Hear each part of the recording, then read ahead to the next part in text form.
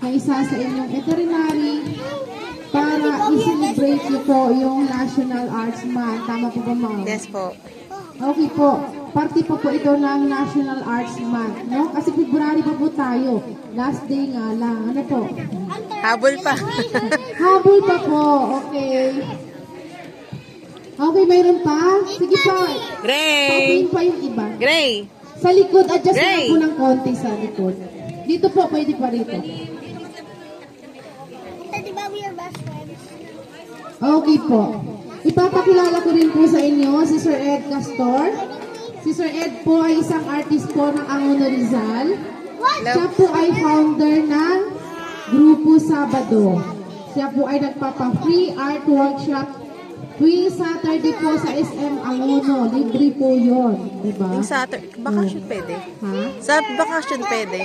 Saan? Bakasyon. Ano pa? Pag bakasyon, pwede mag-ano doon, register. Pwede po yun. Pagka available po sila, ilike niyo po yung page nila. Grupo Sabado Angono. Grupo sa At alamin niyo po yung schedule nila. Ah, sige Meron po. din po ibang araw na hindi sila nagpapa-workshop. Pero karamihan po, nagpapa-workshop sila every Saturday. Ayun po. Okay po, introduce ko po muna sa inyo kung anong mayroon tayo dito, no? Ang mayroon po tayo dito yung mga petroglyphs. Saan po ba nanggaling yung word na petroglyphs? Ang word na petroglyphs, derive po siya sa Greek word na petra, which means rock, and then glyphs, which means carvings. Ito po yon. Ito po yung na-recognize as national cultural treasure. Considered po siya as oldest art in the Philippines. No? So, pinakamatandang yamang, pambansang yamang pangkalinangan na po siya. National cultural treasure.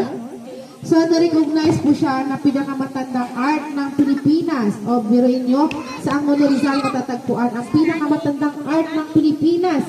Paano nila ginawa? Inukit nila sa bato yung artwork nila. Yan po yun, tinatawag nating petroglyphs. Ayan po. So, ibig sabihin noon, anong connection dito sa Angono Rizal? Angono Rizal is known as an art capital of the Philippines. Mukhang may kinalaman po ang petroglyphs. Andito po yung oldest art in the Philippines. Tama po ba? Opo. Ayun po. At din marami pong artist na nananggagaling po ng Angono Rizal. At isa po doon yung national artist natin, si Carlos Botong Francisco. Kilala niyo po yan? National artist po siya. Siya po yung nakadiscover ng petroglyphs dito. Noong March 1965, na-discover po niya yung mga artwork na to. Para sa kanya, may primitive quality yung mga artwork na to at po pwede pang pag-aralan ng kabataan katulad niyo. And then may connection po siya sa kultura ng Angono at Binangonan Rizal. Kaya naman po, inireport po yung petroglyphs dito, inireport ni Carlos Botong Francisco sa National Museum and then pinag-aralan na po ng National Museum. And then after 6 months po, nagpadala ng mga researchers yung National Museum. Ayun. And then sila po nag-verify and then may mga na-discover din po silang artifacts sa place. During the archaeological excavation po, may mga na-discover po silang artifacts. Yun po yung na-date nila, Neolithic period pa po ng existing mga artifacts na ito. Kaya po sila nag-average sa age ng 3,000 before Christ. Ganun po katagal, no? Ayun po. Isa lang po ibig sabihin noon, ang Angono Rizal ay mayaman sa kultura ng art. At ang nagpapatunay po doon, isa po doon si Sir Ed Castor. Isa po tubong Talim Island, pero residente na po siya ng Angono Rizal sa ngayon.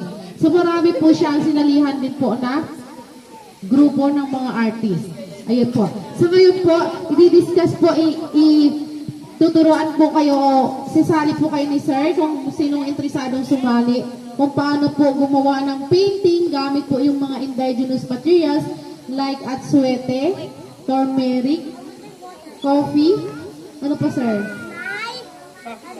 Soft flower. So, nakakagawa si Sir Ed Castor ng painting out of that materials. Ito po, gawa daw po ito ng ink ng pusit.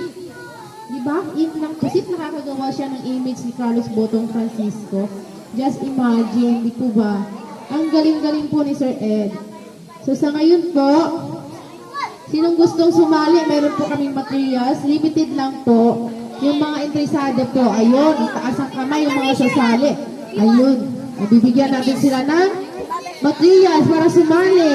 Okay? Pwede po ba, ma'am?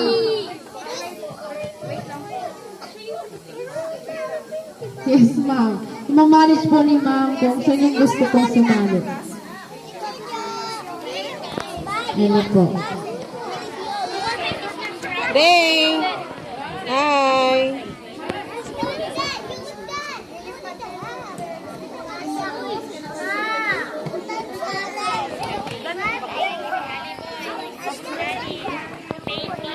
So, alright kids, hindi kayo lahat makakapag-paint with this material. So, we have our own materials to paint. So, yung mga gusto dito, so you can have the materials. But the rest, we will do also our paint activity, pero using your watercolor and their materials. Okay po ba? Because this one is also limited, limited material, so we cannot have everyone to do this part. Okay? So, sino yung gusto mag-ano dito?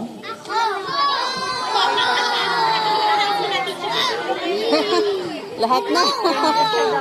Yeah, what the?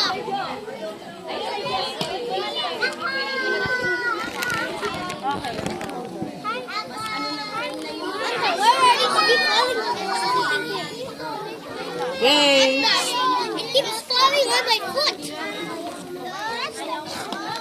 Okay guys, kids. Okay, we're gonna give it to the kinder too since they're the one who's just older than you and who knows how to use the materials. So K1 and nursery, you're gonna use our materials. Okay po ba? So we're gonna give it to the K2.